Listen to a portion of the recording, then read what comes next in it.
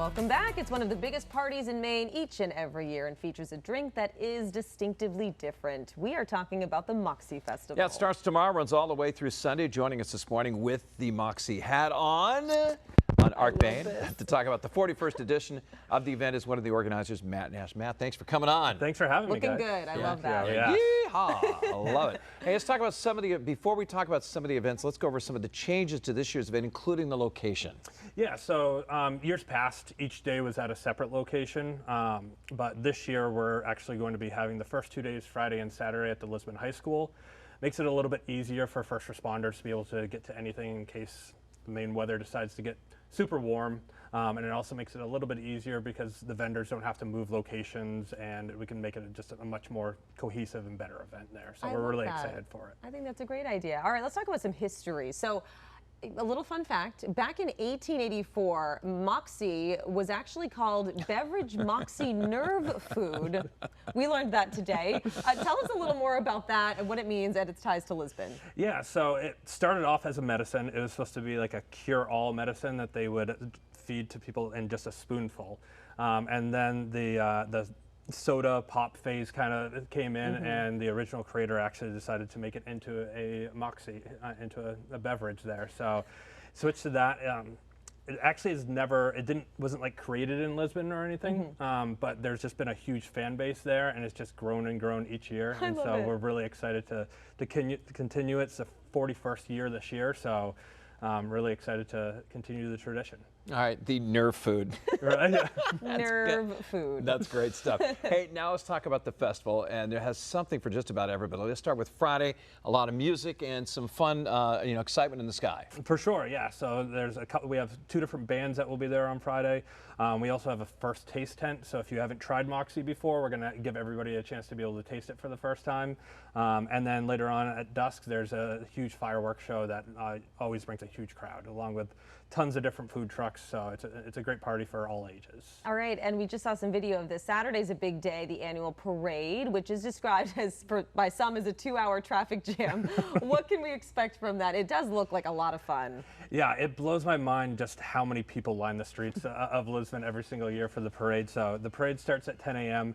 If you're looking to get a spot on the road to be able to watch it, you probably have to get there a little bit earlier. I got there at 6 a.m. last year, and there was already people lining up onto the streets to secure the spots. So it's a great opportunity to showcase different businesses, small businesses in the area, and just kind of celebrate the town and celebrate Moxie as well. Yeah, and it's the longest parade in the state. It is, yes. Yeah.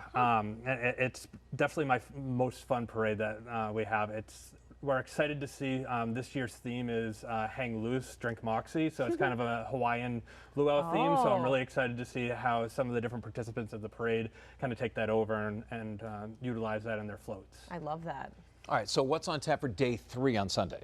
Day 3, so we have, to start off, we have the car show, which is always a huge hit. Tons of beautiful, beautiful cars ranging from old classics to newer cars that come in. That's at Beaver Park this year. And then they also have the recipe contest, which I believe that's at Olive Pit Brewing Company right in Lisbon. And that's where you have to take whatever recipe that you want, but you have to incorporate Moxie into it some way. So it could be something like a pulled pork that you utilize it. I like that idea. You could also make it into a dessert if you wanted to as well. So I'm really excited to see what all the different contestants have on there. And you can actually submit right onto the website to be able to see if you want to challenge some of the last year's winners. I think that is so fun. All right, so tell us some other opportunities to try Moxie this week. And I've also heard of Moxie floats, which sound amazing. Yeah, so there's Moxie floats, which is like the root beer float, but better in my opinion because it has Moxie on it. Some of the other huge things, so there's a Moxie whoopie pie eating contest for the kids, which is always a huge, huge turnout there. And then there's a chugging contest as well. So there's a Lisbon resident that is been the annual reigning champion, but we actually have the Guinness World Record holder who has come down and offered a challenge to the Lisbon resident, so he's going to be there. So it should be a huge event this year for the chugging contest. Ooh, this is like a battle royale. It is, here. yeah. Jeez. That's incredible. Yeah. Hey, well, what do you think makes this festival so unique? We have, you have so many fairs, so many things that go on in Maine, throughout the country.